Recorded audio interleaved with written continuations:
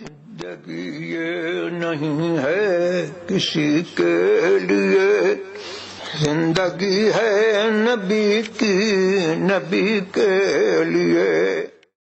السلام علیکم ورحمۃ اللہ وبرکاتہ۔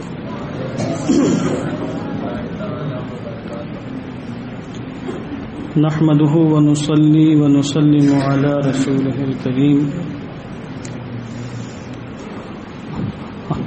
أما بعد،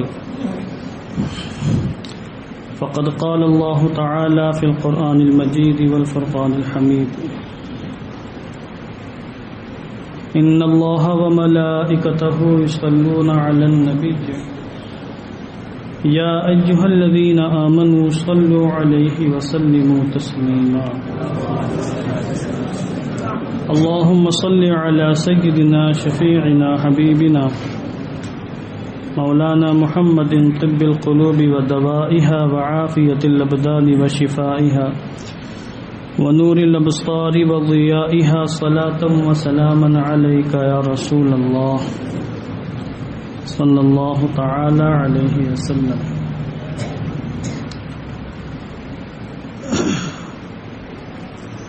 اللہ تبارک و تعالی کے فضل و کرم سے آج ہم ہفتہ واری درس حدیث کے محفل میں شرکت کی برکت سعادت حاصل کر رہے ہیں۔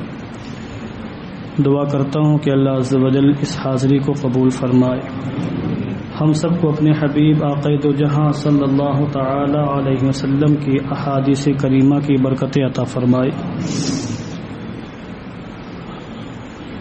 مشکات المصابیح کتاب الصلاۃ باب صفت الصلاۃ سے ایک بہت ہی چھوٹی مختصر حدیث پاک پیش کر کے انشاءاللہ اس کی تھوڑی سی میں شرح پیش کروں گا۔ حدیث پاک حضرت سیدنا جابر بن عبداللہ رضی اللہ تبارک و تعالی عنہما سے مروی ہے، اور آج انشاءاللہ مشکات المصابیح کی 800 احادیث کریمہ کی درس کی انشاءاللہ تکمیل ہوگی۔ حضرت جابر رضی اللہ تعالیٰ عنہ سے مروی ہے، قال رسول اللہ صلی اللہ تعالی علیہ وسلم، اللہ کے رسول صلی اللہ تعالی علیہ وسلم نے ارشاد فرمایا: افضل الصلاة طول القنوت۔ بس یہ حدیث پاک مکمل ہے۔ افضل الصلاة طول القنوت، سب سے بہترین نماز وہ ہے جس کا قیام سب سے زیادہ طویل اور لمبا ہو۔ وہ نماز سب سے بہتر ہے، سب سے افضل ہے جس میں نماز پڑھنے والا طویل قیام کرے، لمبا قیام کرے۔ لمبے قیام والی نماز سب سے بہتر ہے۔ یہ میں نے 3 ترجمے آپ کے سامنے پیش کیے، آسان لب و لہجے میں نے ترجمہ کرنے کی کوشش کی ہے۔ اب اس حدیث پاک کی تفسیر اور شرح میں کچھ باتیں عرض کرتا ہوں۔ گزارش یہ ہے کہ کان کھول کر سماعت فرمائیں اور دل میں رکھنے کی کوشش کریں اور دوسروں تک پہنچانے کی نیت کر لیں۔ یہاں حدیث پاک میں کئی باتیں قابل غور ہیں۔ یہاں پر ایک لفظ قنوت آیا ہے۔ دعائے قنوت آپ پڑھتے ہیں نماز میں، میرے خیال سب کو یاد ہوگی دعائے قنوت۔ تو لفظ یہ کوئی غیر مانوس نہیں ہے، نیا لفظ نہیں، پرانا لفظ ہے قنوت۔ قنوت کے بہت سے معانی ہیں۔ قنوت کا معنی یہاں پر حضرت علامہ ملا علی قاری علیہ الرحمہ نے یہ بیان فرمایا، کہتے ہیں قنوت کا ایک معنی ہے طاعت و فرما برداری، قنوت کا معنی ہے خشوع خضوع، قنوت کا ایک معنی ہے نماز اور دعا، قنوت کا معنی ہے عبادت و بندگی، قنوت کا ایک معنی ہے قیام، کھڑے ہونا، اور قنوت کا ایک معنی ہے سکوت، خاموش رہنا، خاموش ہونا۔ یہ انہوں نے 1 2 3 4 5 6 7 معانی قنوت کے بیان فرمائے ہیں۔ اب یہاں پر حدیث پاک میں جو یہ کہا گیا افضل الصلاة طول القنوت، یہاں پر کون سا معنی مراد ہے؟ تو شارحین حدیث فرماتے ہیں، بالخصوص سیدنا امام اعظم ابو حنیفہ، سیدنا امام شافعی رضی اللہ تعالی عنہما، یہ سارے حضرات فرماتے ہیں قنوت کا معنی یہاں پر ہے قیام کرنا، کھڑے ہونا۔ تو اب جب اس کا معنی قیام کرنا ہوا تب اس کا ترجمہ یہ ہوگا بہترین نماز وہ ہے جس میں نماز پڑھنے والا طویل قیام کرے، لمبا قیام کرے۔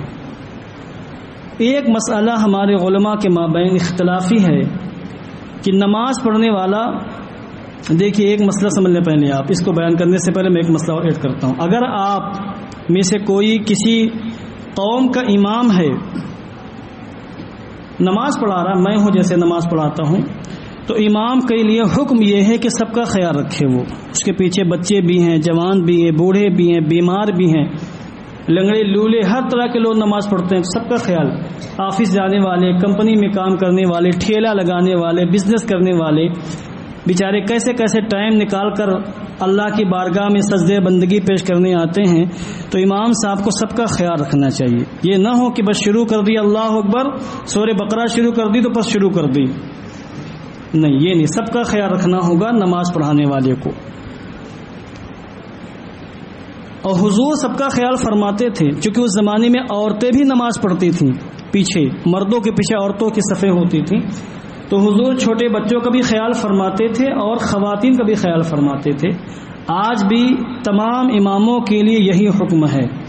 کوئی تنہا نماز پڑھنے والا ہو، تہجد پڑھ رہا ہے، نفلی نماز پڑھ رہا ہے، دن کی نفلی نماز ہو، رات کی نفلی نمازیں ہوں، تو پھر اس کو اختیار، جتنا چاہے پڑھے، جتنا لمبا سجدہ کرنا چاہے کرے، کہ جتنا لمبا رکوع کرنا چاہے کرے، قیام میں جس قدر تلاوت کرنا چاہے کرے، کوئی اس کو روکنے والا، منع کرنے والا نہیں، بس وقت مکروہ نہ ہو۔ تو تنہا نماز پڑھنے والے کو اختیار ہے، جس قدر پڑھنا چاہے پڑھے، مگر اگر کسی قوم کا امام ہے تو پھر اس کو اختیار نہیں، سب کا خیال کرنا چاہیے اس کو، حالت اعتدال میں، نہ بہت تیز نماز پڑھائے نہ بہت دھیرے پڑھائے۔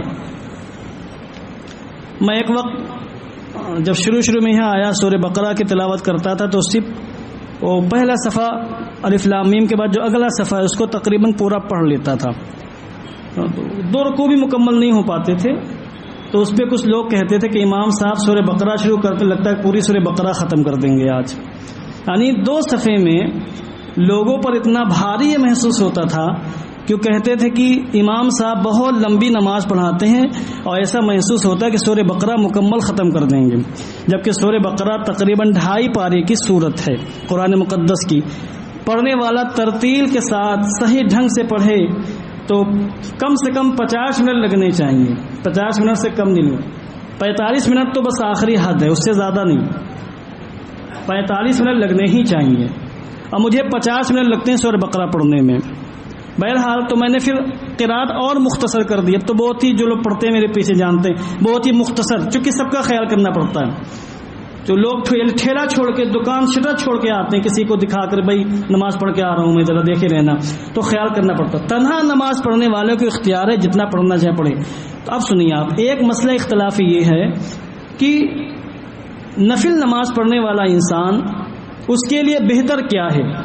خوب زیادہ سجدے کرنا زیادہ بہتر ہے کہ وہ خوب لمبی قرات کرے اور خوب لمبا قیام کرے؟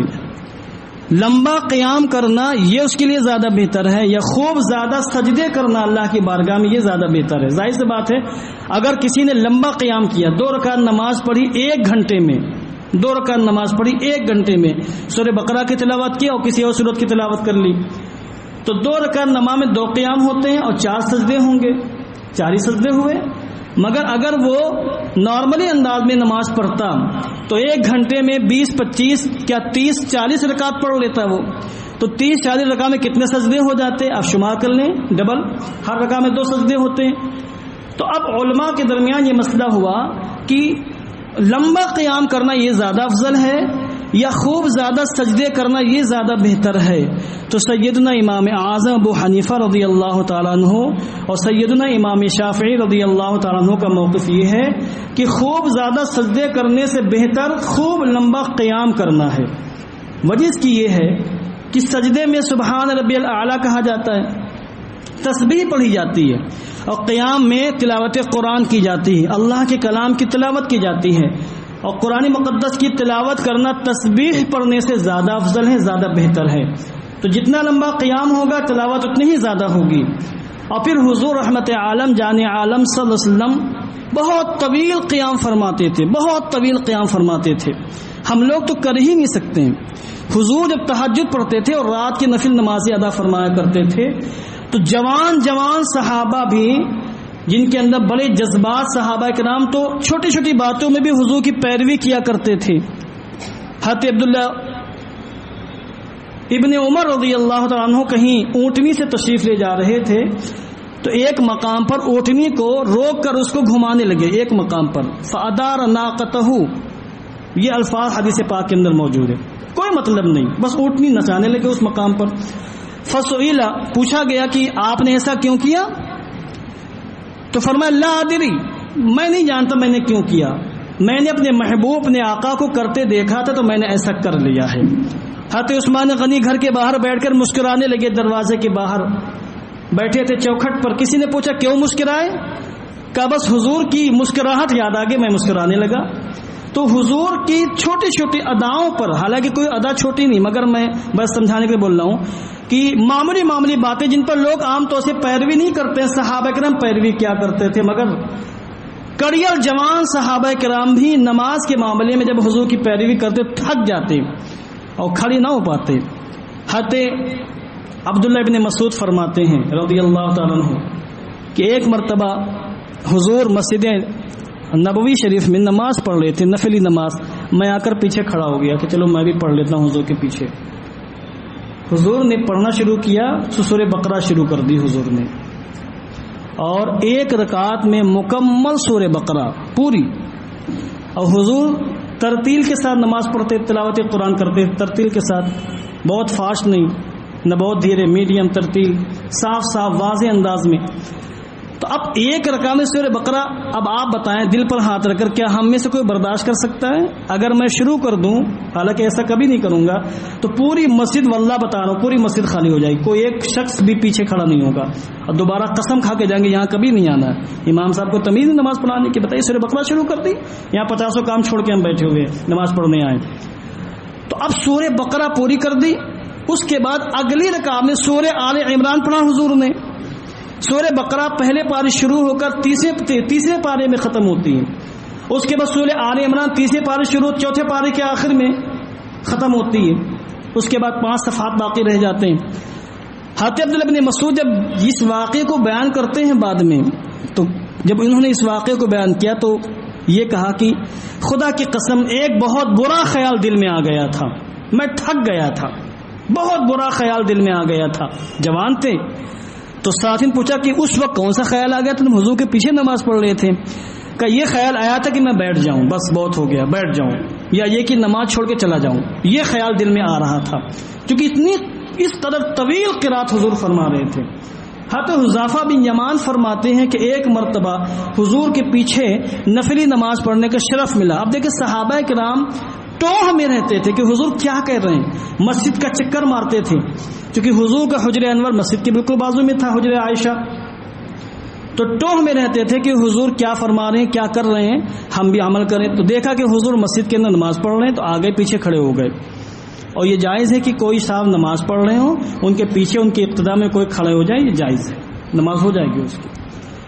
اب کہتے ہیں کہ حضور نے پہلا پارہ مکمل پڑھا، دوسرا پارہ مکمل پڑھا، تیسرا پارہ مکمل پڑھا، چوتھا پارہ مکمل پڑھا، پانچواں پارہ مکمل پڑھا 2 رکعت میں، یعنی سورہ بقرہ، سورہ آل عمران، سورہ نساء، اور سورہ نساء چھٹے پارے میں جا کے ختم ہوتی ہے، پاؤ پارہ چھٹا پاؤ پارہ ہو جاتا ہے، یعنی حضور نے 5 اجزاء 5 مکمل پارے 2 رکعت میں ادا فرمائے۔ حذیفہ کہتے ہیں پڑھنے کا انداز یہ تھا کہ حضور ترتیل کے ساتھ ادا فرما رہے تھے، اور جب بھی کہیں کوئی آیت رحمت آتی تو حضور اللہ سے رحمت کا سوال کرتے نہایت گڑ گڑا کر، اور کہیں آیت غضب آتی، اللہ کہیں اپنے غضب کا ذکر فرماتا تو حضور اس سے پناہ مانگتے، اور کہیں اللہ کی نعمتوں کا ذکر آتا تو حضور ان نعمتوں کا اللہ سے سوال کرتے۔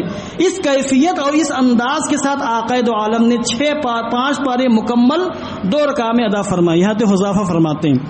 اسی لیے حضرت عائشہ صدیقہ رضی اللہ تعالی عنہ فرماتی ہیں ان النبی صلی اللہ علیہ وسلم کان یقوم من اللیل حتی تفطر قدماہ حضور رات میں اتنا طویل قیام فرماتے تھے، اتنا طویل قیام فرماتے تھے کہ حضور کے قدموں میں ورم آ جاتا تھا۔ کہتی ہیں قلت له لما صنعت هذا یا رسول اللہ وقد غفر اللہ لك ما تقدم من ذنبك وما تأخر۔ حضور یہ آپ اتنی پریشانیاں کیوں برداشت کرتے ہیں؟ کئی گھنٹے آپ قیام فرماتے ہیں، آپ کے پیروں میں سوجن آ جاتی ہے، پیر پھٹ جاتے ہیں، معلوم ہوتا خون نکل پڑے گا۔ حضور اتنی محنت کیوں کرتے ہیں؟ آپ کی شان تو یہ ہے کہ اللہ نے آپ کے صدقے میں آپ کی امت کے اگلے پچھلے گناہوں کو معاف فرما دیا، اگلی پچھلی امتوں کے گناہوں کو معاف فرما دے گا اللہ آپ کے صدقے میں۔ آپ کی شان تو یہ ہے، پھر آپ اتنی محنت کیوں کرتے ہیں؟ جواب سننے کے قابل ہے۔ آپ نے ارشاد فرمایا اے عائشہ افلا احب ان اکون عبدا شکورا، کیا میں اللہ کا شکر ادا کرنے والا بندہ نہ بنوں؟ کیا میں یہ نہ چاہوں کہ میں اللہ کا شاکر بندہ بن جاؤں، شکر ادا کرنے والا بندہ بن جاؤں؟ اللہ نے اتنی نعمتوں سے سرفراز فرمایا تو کیا میں اللہ کا شکریہ ادا نہ کروں؟ یہ حضور نے جواب ارشاد فرمایا۔ یہ تعلیم امت بھی ہے کہ جتنی زیادہ نعمتیں ملیں اللہ کو اتنا ہی زیادہ شکر ہو، اتنی ہی بندگی ہو، اتنی ہی عبادت ہو۔ یہاں ہمارا حال یہ ہے کہ بے شمار نعمتوں سے محظوظ ہیں اور ہمیں مسجد میں آنے کی توفیق نہیں۔ فجر میں اٹھے، گھر میں نماز پڑھ لی، سو گئے، ظہر میں، عصر میں، مغرب میں کاروبار میں رہے، عشاء میں تھکے ہارے آئے، 11 بجے گھر میں نماز پڑھی، سو گئے۔ کھانا پینا، پیسے جمع کرنا، اس کے علاوہ کوئی اور مقصد حیات نہیں ہے کیا؟ حضور رحمت عالم فرماتے ہیں کیا میں اللہ کا شکر گزار بندہ نہ بنوں کہ مجھے اللہ نے رحمت للعالمین بنایا، ساری کائنات کا مالک مختار بنا کر بھیجا ہے، تو اس کا تقاضا یہ ہے کہ میں تمام مدوں میں سب سے زیادہ اس کی عبادت کروں، اس کی بندگی کروں۔ خلاصہ کلام یہ ہے کہ چونکہ حضور رحمت عالم جان عالم صلی اللہ علیہ وسلم بہت طویل قیام فرمایا کرتے تھے، اس لیے بہتر یہ ہے کہ قیام طویل ہو، اگرچہ اس کے مقابلے میں سجدے کم ہوں، تو کثرت سجود، بہت زیادہ سجدے کرنے سے زیادہ افضل یہ ہے کہ انسان طویل قیام کرے۔ درشی پڑھیں اللہم صلی علی سیدنا شفیعنا حبیبنا مولانا محمد مبارک وسلم صلاۃ و سلام علیک یا رسول اللہ۔ دنیا میں بڑے بڑے عبادت گزار تشریف لائے، عبادتیں کی، آج بھی ہیں کرنے والے، ایک سے ایک دھاکڑ بندے اللہ کے موجود ہیں۔ یہ الگ بات ہے ہمیں پتہ نہیں ہے، اور چھپا کر کرتے ہیں اللہ کی بندگی، ہمیں معلوم نہیں ہے، مگر حسن ظن رکھنا چاہیے۔ حضور رحمت عالم نے جس قدر اللہ کی عبادت کی ہے ویسی عبادت نہ کسی نے کی ہے، نہ آئندہ قیامت تک کوئی کر سکتا ہے۔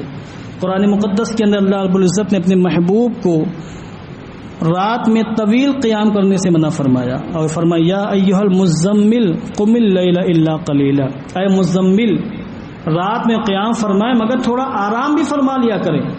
تو حضور رحمت عالم کبھی رات کے تہائی حصے تک قیام فرماتے، یعنی 9 گھنٹے کی رات ہوتی 3 گھنٹے قیام فرماتے، کبھی نصف لیل تک قیام فرماتے، یعنی سردیوں میں تو 12 گھنٹے کی رات ہوتی تو آدھی رات تک اللہ کی بارگاہ میں سجدے بندگی پیش کرتے، قیام فرماتے تہجد سے، اور رات کے نوافل ادا فرماتے 6 گھنٹہ، کبھی 8 گھنٹہ۔ تو اللہ نے فرمایا تھوڑا آرام فرما لیا کریں۔ تو یہ اللہ عز و جل نے کسی سے نہیں فرمایا، کسی پیغمبر سے نہیں فرمایا کہ آرام کر لیا کرو، مگر حضور سے فرمایا محبوب آپ زیادہ مشقت میں نہ پڑیں، کچھ آرام فرما لیا کریں۔ تو یہ حضور کی شان تھی۔ اس لیے تنہا نماز پڑھنے والا جس قدر پڑھنا چاہے پڑھے، مگر امام ہو تو اس کو لوگوں کا خیال کرنا چاہیے۔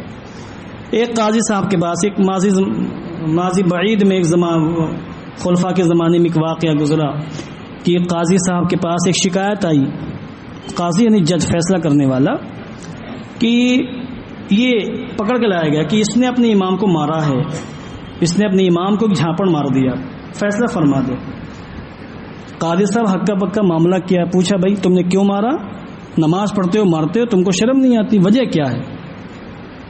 تو کہا فجر میں ان کے پیچھے نماز پڑھنے آیا اور بالکل اول وقت میں نماز شروع کی انہوں نے، میں آ گیا، اب انہوں نے سورہ بقرہ کی تلاوت شروع کر دی، تو میں سمجھا کہ 2 3 4 5 6 آیتیں پڑھ کے رکوع کریں گے، مگر انہوں نے مکمل سورہ بقرہ پڑھی پہلی رکعت میں۔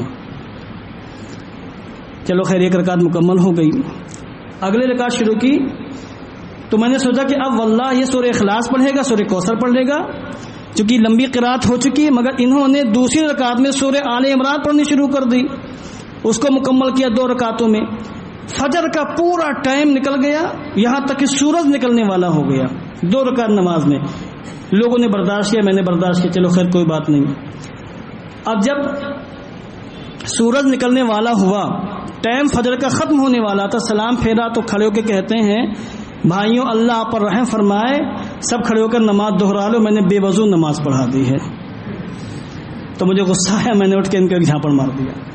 تو اس لیے حکم یہ ہے کہ سب کا خیال رکھا جائے گا، جتنے بھی پیچھے ہیں، بچے ہیں، بوڑھے ہیں، معذور ہیں، کمزور ہیں، ضعیف ہیں.